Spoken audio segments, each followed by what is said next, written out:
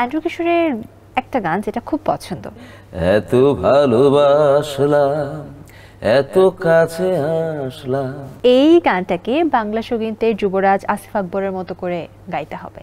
আপনি বলছেন তাই এমনিতেই ট্রাই করছি, কিন্তু আসলে হচ্ছে কিনা হচ্ছে হওয়ার কথা না। কিন্তু আমার বাবা সরকারি চাকরি করতেন, ব্যাংক অ্যাকাউন্টই ছিল না। পছন্দের গানের কথাগুলো যখন বলছেন, আসলে অনেক গান রয়েছে নিশ্চিত পছন্দের তালিকায়।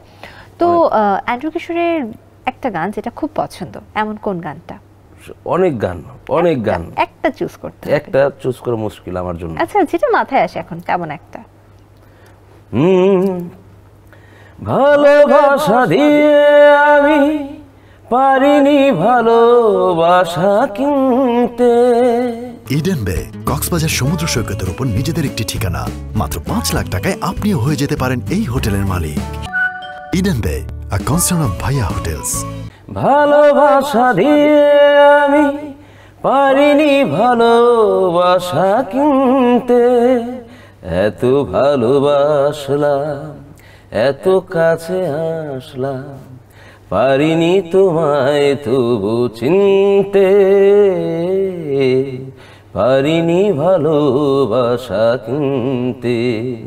ভালোবাসা দিয়ে আমি পারিনি ভালোবাসা কিনতে।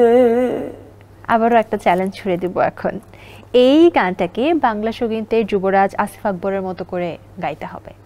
আসিফ ভাইয়ের মতো গাইতে হবে। ভালোবাসা দিয়ে আমি পারিনি ভালোবাসা কিনতে, এত ভালোবাসলাম, এত কাছে আসলাম, পারিনি তোমায় তবু চিনতে, পারিনি ভালোবাসা কিনতে। খুব সুন্দর। এবার মনির খানের মতো করে। আসলে আমি বারবার বলছি, আমি কিন্তু কাউকে কখনো নকল কিন্তু করি সুন্দর না, হচ্ছে। আমার জন্য আপনি বলছেন তাই এমনিতেই ট্রাই করছি, কিন্তু আসলে হচ্ছে কিনা হচ্ছে হওয়ার কথা না। কারণ যেহেতু হচ্ছে, খানিকটা হচ্ছে, মজা হচ্ছে। মনির ভাইয়ের মতো। ভালোবাসা দিয়ে আমি পারিনি ভালোবাসা কিনতে, এত ভালোবাসলাম, এত কাছে আসলাম, পারিনি তোমায় তবু চিনতে, পারিনি ভালোবাসা কিনতে। যাক, অনেক গানের চ্যালেঞ্জ হয়ে গেছে। এবার একটু জানতে চাই, বাবা মায়ের সাথে শেষ কথা কি ছিল? বাবা মা তো এখনো আছে। শেষ কথা বলতে কোনো শব্দ থাকে না নেই। জীবনের একটা শেষ কথা, যে জীবনের একটা শেষ ভাবনা, শেষ কথা, এটা সবসময় মেনে চলতে হবে। সৎভাবে বেঁচে থাকা। আমার বাবা সরকারি চাকরি করতেন।